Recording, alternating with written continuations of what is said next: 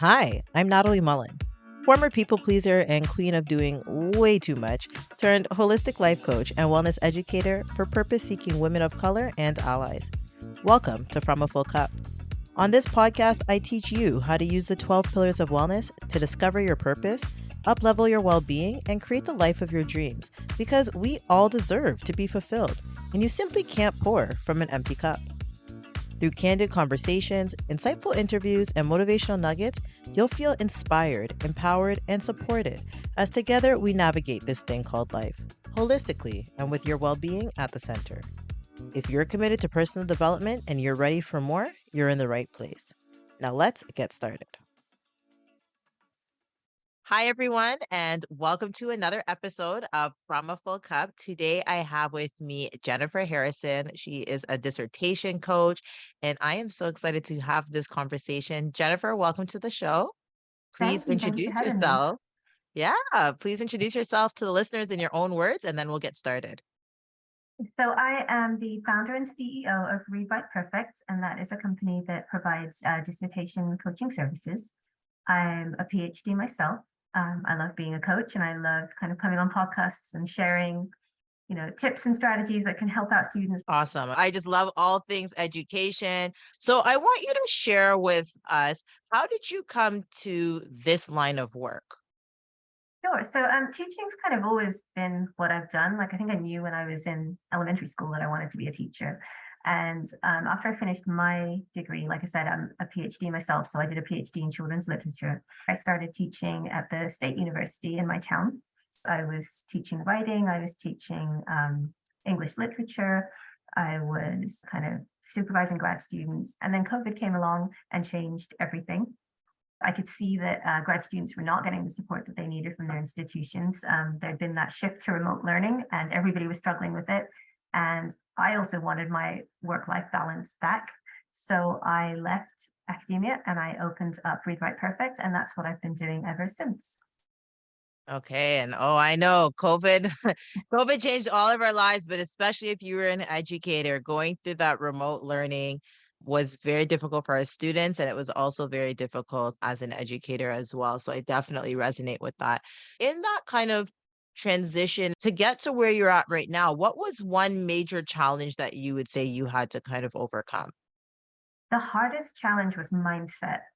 I think it can be very easy to be employed in a job that feels secure and that is the one that you mapped out in your head when you started your career.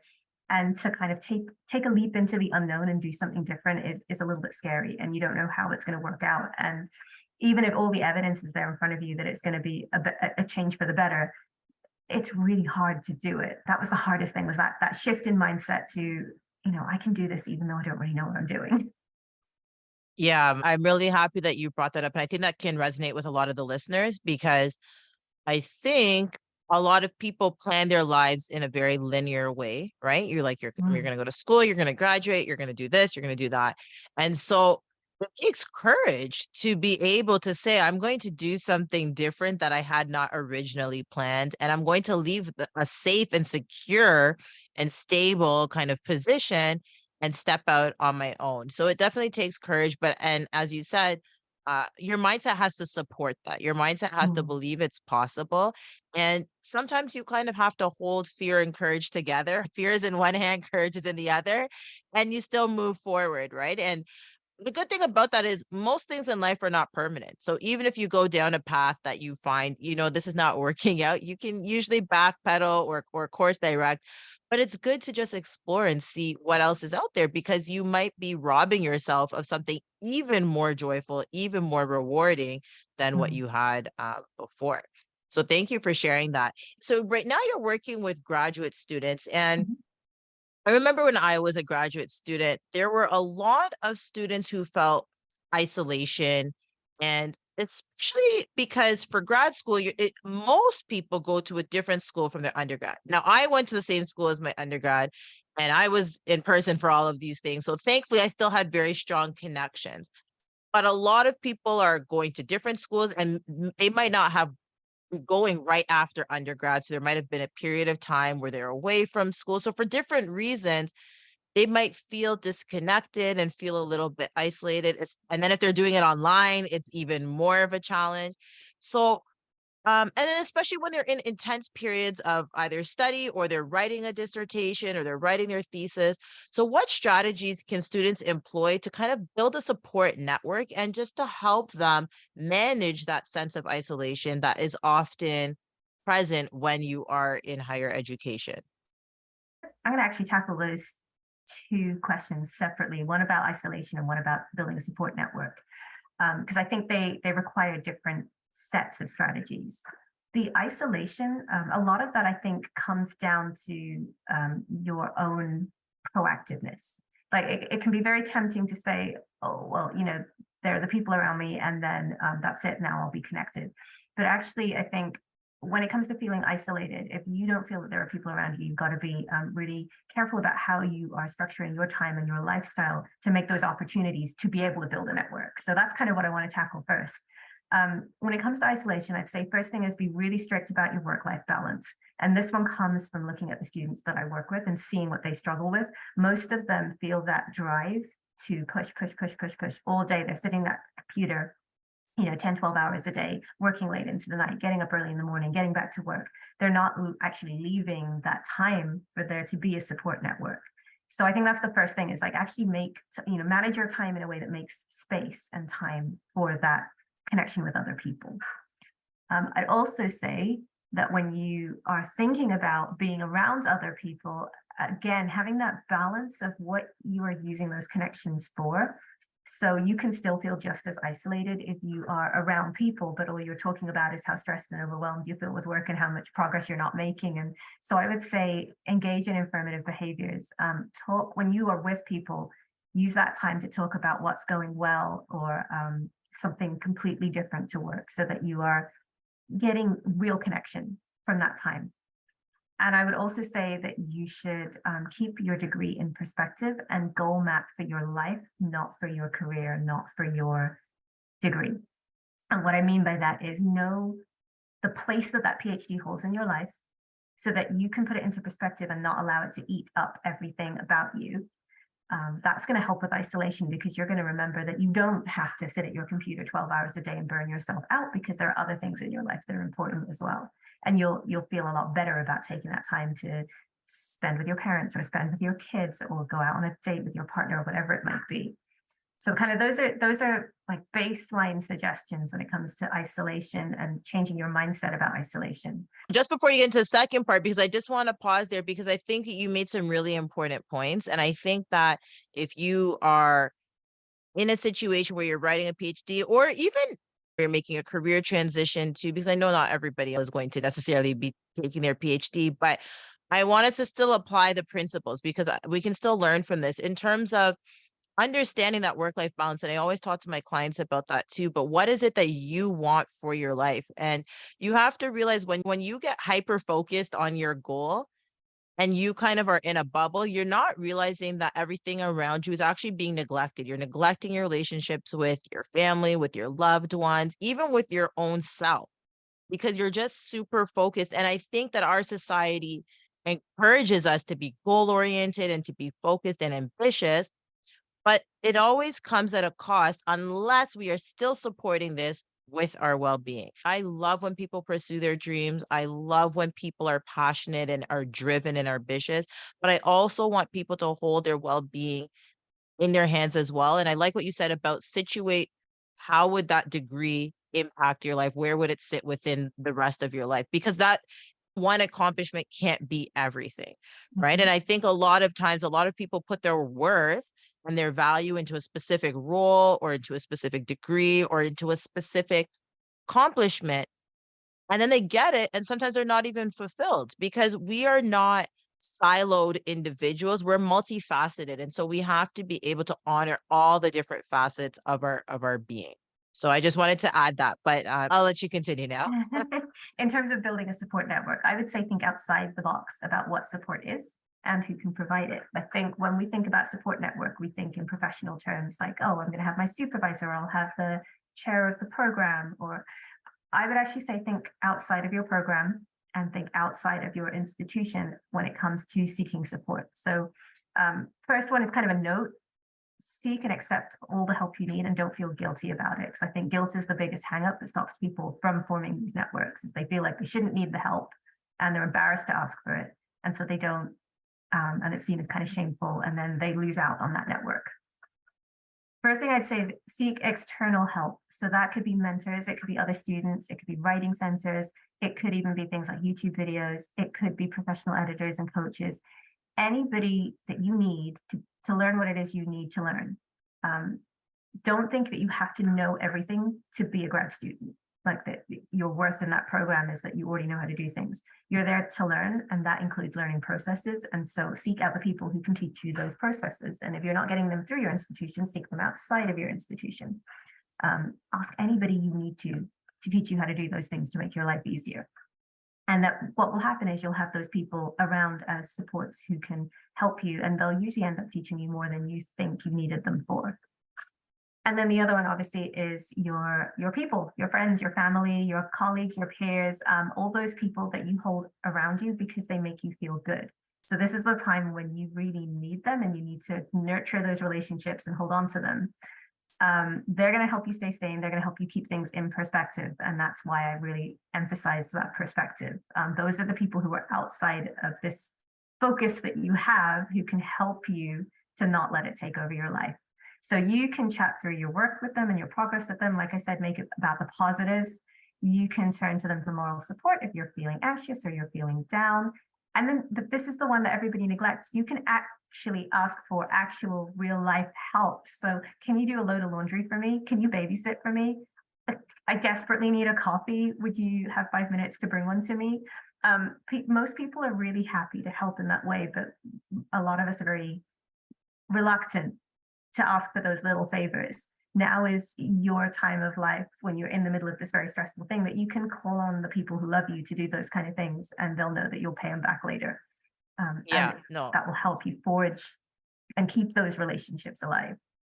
definitely. And I think that it's always so important to step outside of yourself. I remember when my cousin was doing her PhD and she had two children. She had two children through the time she was doing her PhD. So can you imagine, she has these young babies as she's trying to write her dissertation, and it can be a lot. And in order, sometimes people think that they can't pursue, maybe starting a family because they're working on this, or they can't do something else. But if you have a support network, more options are available to you. And so I think it's about how can you invite people to kind of go along the journey with you. Instead of you saying, I'm going to be in my room working on my dissertation, working on my course, and just doing my own thing, and you bunker down and you kind of forget everybody exists. Bring them in and say, hey, this is what I'm working on today, or this is the chapter I'm on. I find that people are actually, they want to be engaged, your family and friends, maybe not too hardcore. You don't need to give them all the details of your thesis or all the details of your dissertation, but people are generally interested and they're supportive of you, right? If they love you and care about you, they are supportive of what you're doing, what you're trying to do. And so I think finding ways that they can be a part of it, and still have an idea of what you're doing. And as you said, even if they get to bring you a coffee, that's like, that was their way of contributing, right? And they might even get into the acknowledgments when you do your Exactly. dissertation. And so that will be exciting. And we just never know how we can make that impact, but you have to make space for people to be able to kind of make that impact with you. Shifting direction a little bit, the job market and industry demands, they're evolving over time. And this can be very stressful as you're trying to plan out your life as a student and think, how do I align myself now for, a future job or a future role? So how can prospective graduate students or people who are going to potentially go through a career change or a career transition, how can they ensure that their choices align with the future trends rather than current circumstances?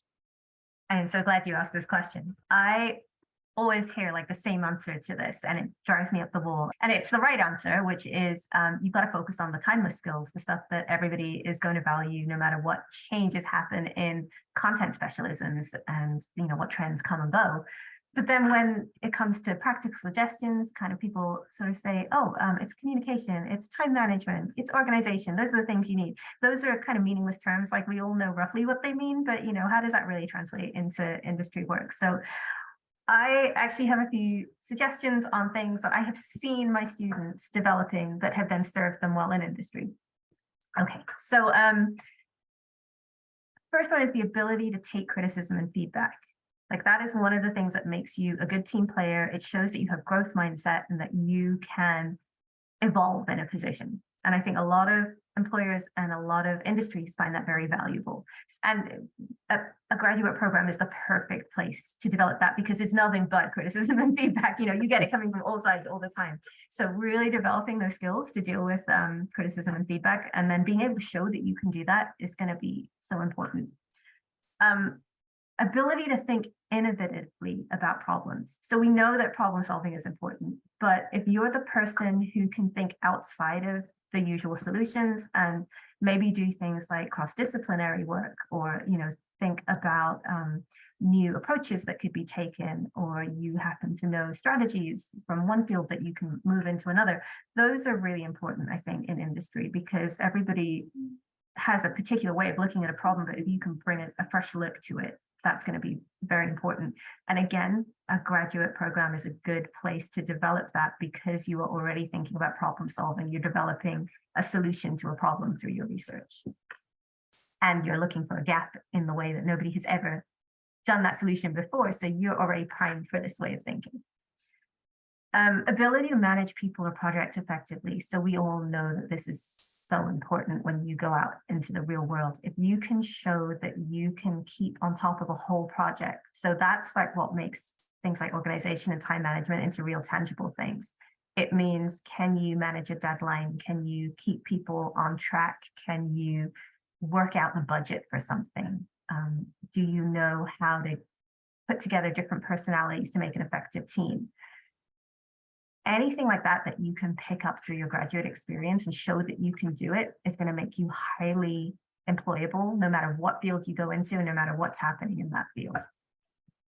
And then ability to make clear arguments and support them with data. Again, that's exactly what you're practicing in your graduate studies, but it's also what's needed, for example, if you want to attract funding to a particular project when you're in industry. So it doesn't really matter what it was you were doing that for. If you can show you can do that, you're going to be very attractive. And then the last one is forming and leveraging networks. So if you can show that you're able to do that, that you're good at doing that, it's so valuable in industry.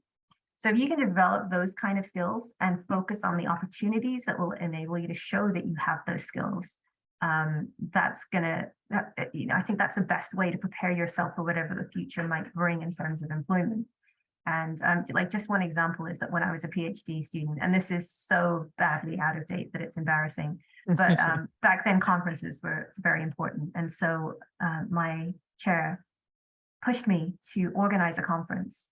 And at the time, it just seemed like such a massive headache and hassle because I was trying to do my actual PhD, but it involved, creating this event and everything that comes with event management and planning and organizing and all these people and managing timetables and train schedules and budgets. And that has been so valuable to me moving forward. But, the few times that I needed to get a job in admin, I was snapped up like you wouldn't believe because I was able to show I could do that. So they may not seem like obvious things you want to do at the time, but those kind of opportunities will help you build these skills that will then make you very employable. Yeah, I think that that's a great list of skills, and I think is a more concrete example of transferable skills and how you actually are developing these skills or can be developing these skills while in a graduate program and then still transition them to work. And it also allows for flexibility that even in your career journey, even if you pivot into different industries, these types of skills will still move with you. But now they're specific, and then you know what exactly that you can work on and continue to build. But it really starts with, as you said, growth mindset. You have to have that willingness to learn. You have to have that willingness to improve upon your own practice and just develop yourself and think about new ways of doing things. I would really emphasize there is networks, like building and forming and leveraging networks, because if you are meeting the right people and engaging in the right conversations, then you're going to be the person or one of the people at the forefront of that change, and it's never going to take you by surprise. Yes, that's a really good point too. And I think networking and just having the network and nurturing it from time to time, you never know where it will take you in life. And sometimes, and I made this mistake when I was younger. I think I was like, okay, well, I'm moving into teaching, so I'm gonna kind of close off the rest of my network because teaching is kind of a closed community, really, at Mm. least in my boards. You're in the board and everything is happening within the board. But then as I decided, okay, I want to start my own business, or now I want to do wellness education, and I realized like, oh, I need to kind of have a network outside of my specific field and industry. And I wish I had maintained those. But at that time, I was like, oh, I don't need LinkedIn. I'm going to delete it. I'm going to delete these emails and contacts. So that's what I would really encourage anyone else to do too. Even if you don't think that maybe you're in the same profession or you're not aligned directly, it is still good. You're aligned by humanity. You're aligned by your existence. And so don't always think of how can this person specifically benefit me? I think it's just important about relationships, the Mhm. relationships you have with people in your industry and outside of your industry, period.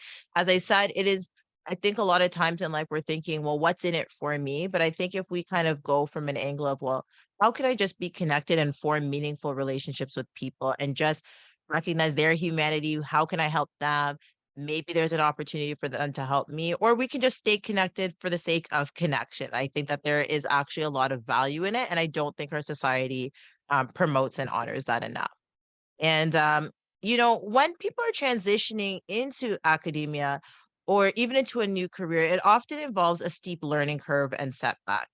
And this can be a little bit debilitating for some people, especially if they've kind of been out of school for a while or maybe they're kind of coming into a different program. So, what advice can you provide to help individuals cope with failures and setbacks constructively without jeopardizing their well being or motivation?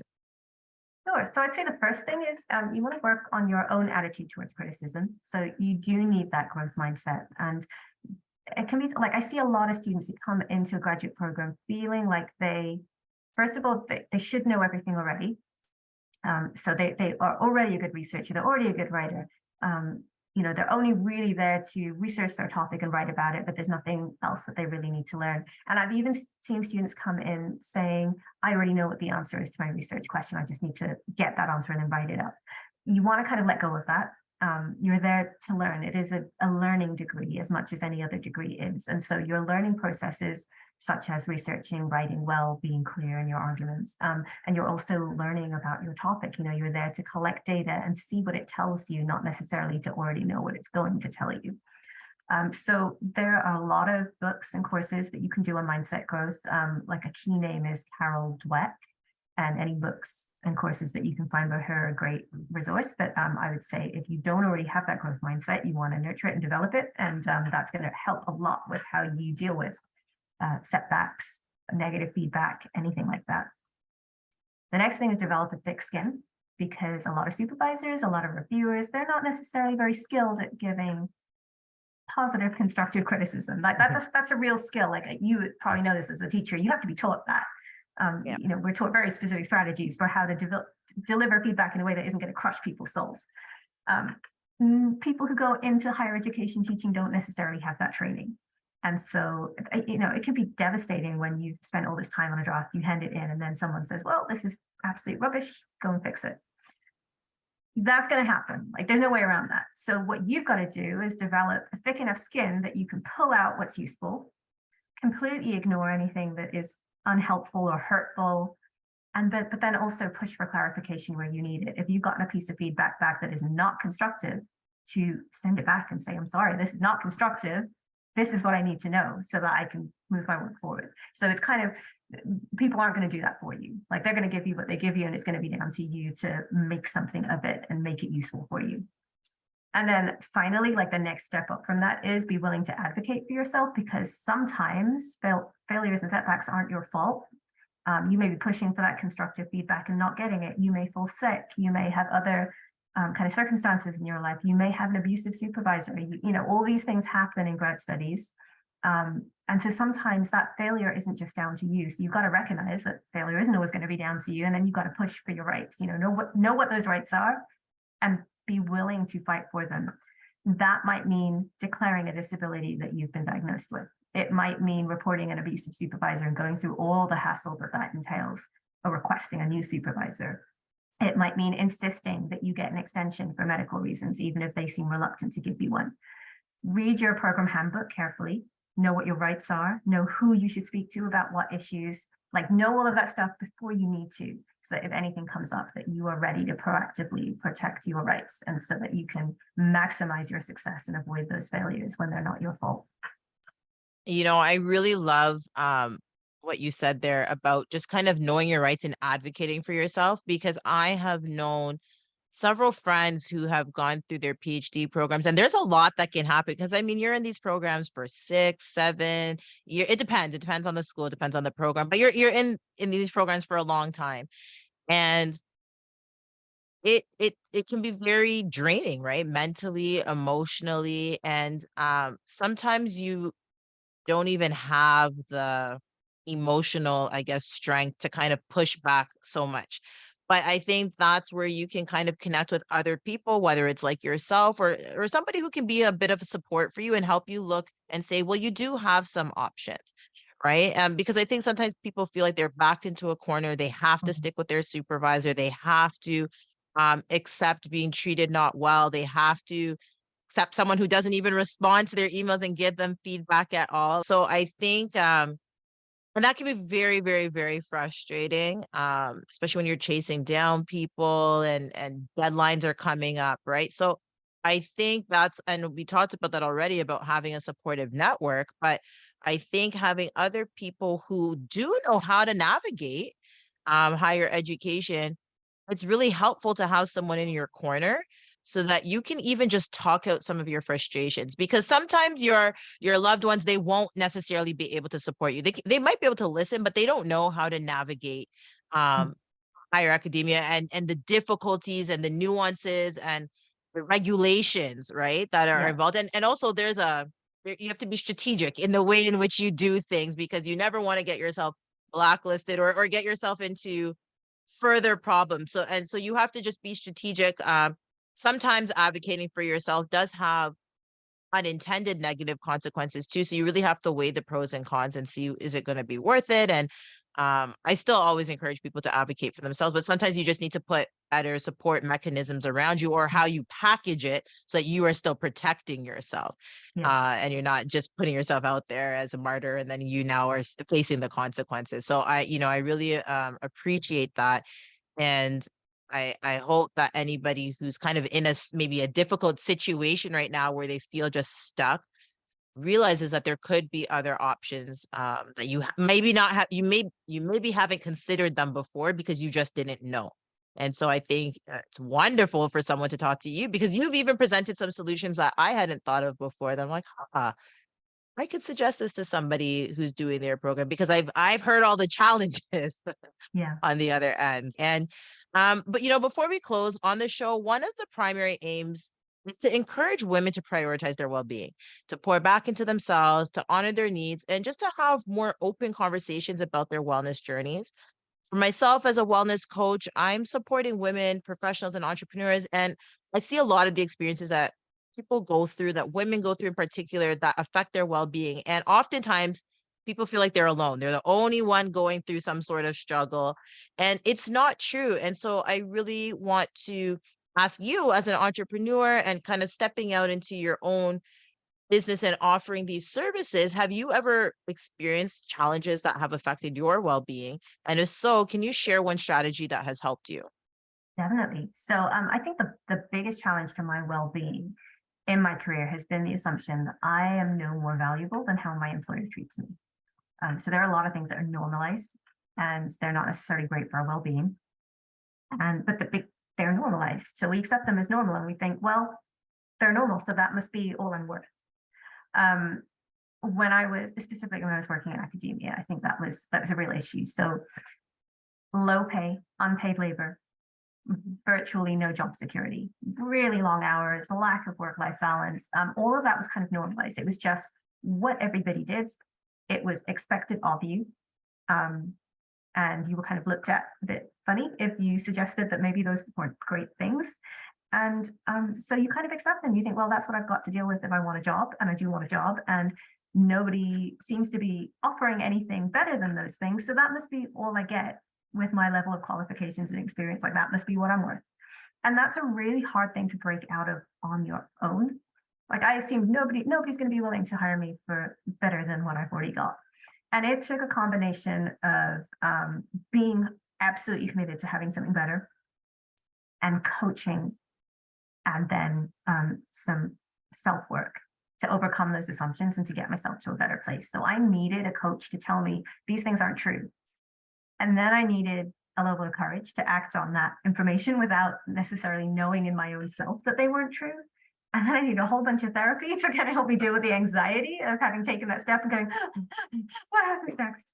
So, the strategy that I would recommend is seek a coach. Like coaches know what they're doing. I was one of those people who never asked for help with anything either. Like I was so against having a coach. It's like, why do I need to pay somebody to tell me what to do? Like I really needed a coach. I needed a coach to tell me what it was I should be focusing on and thinking about and having faith in from their own experience. And so I would say that that is the strategy I would recommend, is that if you're struggling with thinking that you're not worth anything more, you're not worth anything better, you can never have better than what you got, you can't get there, like get a coach who can tell you, yes, you can do it. And they will be that, even if you don't believe them when they say it, having that validation, I don't know, it does something to you psychologically that just pushes you that next step that you need to go. Oh, 100%. My clients tell me that all the time. I think it's just about hearing a different perspective. We hear our own voices very loudly all the time. And even if we are positive thinkers, all of us have negative self-talk within our brains. Mm. And it is very hard to kind of separate the negative self-talk and figure out what is truth and what is a lie, because you just hear it all the time. So you just start to think that everything in your head is the actual truth. But someone on the outside, they don't know what's going on in your head. So they're more objective and they can say, no, no, no, let's look at the facts. This is a truth. This is a lie, right? And so it can help you, and just again having that support to kind of overcome your negative ways of thinking, and how do you change your thinking so that you then can change your behavior. And that's where the action comes in, because you do have to take action. You do have to roll up your sleeves and do some work and say, I'm committed to transforming myself. I'm committed to growing as a person. I'm committed to shifting my mindset because I know the goals that I'm after. I know, whatever it is that I want for myself that's on the other side. So even that is self-awareness, you have to know what you want in order to ever Mm. even Mhm. potentially get it. So I agree with all of that. I think that's really important. And Jennifer, this has been such a great conversation and I've learned so much, and I know that the listeners have as well. And I want you to tell the listeners a little bit about what you offer and how they can reach you. And of course, the links will all be in the show notes as well. I offer all different levels of coaching. Some of it's subscription, some of it's packaging. But the main thing is that I work with students one on one to overcome whatever challenges that they are facing. So that might be writing, it might be research, it might be wellness and motivation. Whatever it is, I work on it with students to help them get to the end of their degrees happily, not just to the end of degrees, but happy and contented by the time they've got there. People can find me on my website, which is www.readwriteperfect.com. They can email me at jen@readwriteperfect.com, and they can find me on Twitter, where I am at perfect_right. And if any listener is a grad student and is struggling with anything that we've discussed today, or frankly, anything we haven't discussed today, they can follow the link in the show notes and they can book a free session, and I will work with them to try and get at least one problem off their plates. Awesome. And that's all you can ask for. One problem off the plate is it's one problem less. And that's where you start. You start with one. Right. I think a lot of times we're trying to do all these things and we're trying to change everything at the same time. It's too overwhelming and it's just not possible.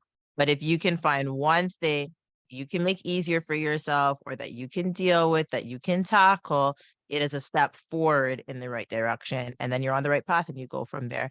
Thank you, Jennifer, for just such a great conversation and for being on the show. And To the listeners, continue to serve yourselves, your loved ones, and your communities from a full cup.